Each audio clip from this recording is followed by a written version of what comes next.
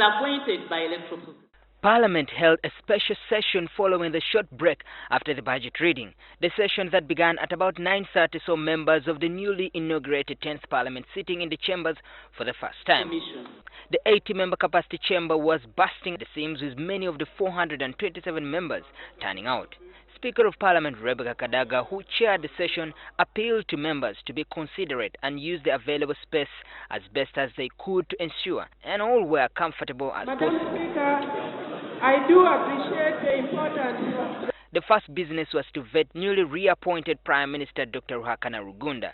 The motion to approve Dr. Rugunda was moved by Government Chief Whip Ruth Nankabira, who she spoke in glowing terms of the abilities of the reappointed leader of government business in Parliament. The distinguished statement to you for approval as the Prime Minister of Uganda. The majority of MPs approved Dr. Rugunda for the job, with 262 voting for the motion, 3 against and 4 abstaining. The government chief whip then returned to the floor with another motion to allow the president vary the number of ministers. Colleagues, honourable members of Parliament, I'm standing here to move a motion seeking this August House to approve the proposal by His Excellency the President.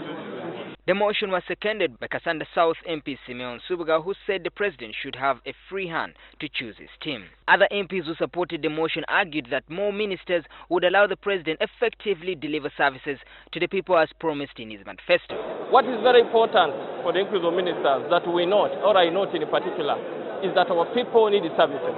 Our people leaders who can supervise, who can monitor, and who can make sure that the services are taken to them. After 5 years he has not done it, then we shall ask him. You said you needed a bigger cabinet to improve service delivery. How come you have not been able to do it? Of course, sentiments, opposition and NRM, but on a more logical platform. I think it is fair. The cabinet is increased, but it's not a very big or excessive cabinet. But other lawmakers, especially from the opposition, decried the rising cost of public administration, saying many ministers instead stifle service delivery. Others said some ministers don't even have budgets and are feeding off others. The more ministers we create, the more money we take in terms of the expenditure on administration, and therefore less money that is expected to go for the ordinary Ugandan in terms of service delivery. You can be in cabinet and you retire when the public has never seen you, have never heard about you.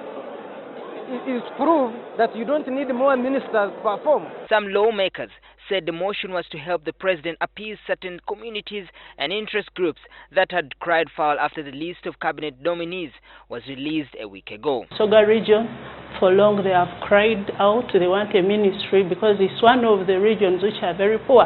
There is no reason you can have 2 ministers in Kalamoja, have a cabinet minister, have a state minister, yet there are other regions which would also wish to have a state minister, at least a minister in charge of Soga affairs.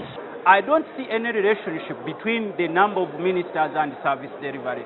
What I wanted to see services flopping down, all up or down to the people. According to Article 1132 of the 1995 Constitution, the number of cabinet ministers shall not exceed 21 except with the approval of Parliament, while Article 114 Clause 3 of the same Constitution provides the total number of state ministers shall not exceed 21 with the approval of Parliament. As expected, the tyranny of numbers was at play. The NRM majority took the day, giving the president the legal backing to appoint more ministers over and above the constitutional ceiling.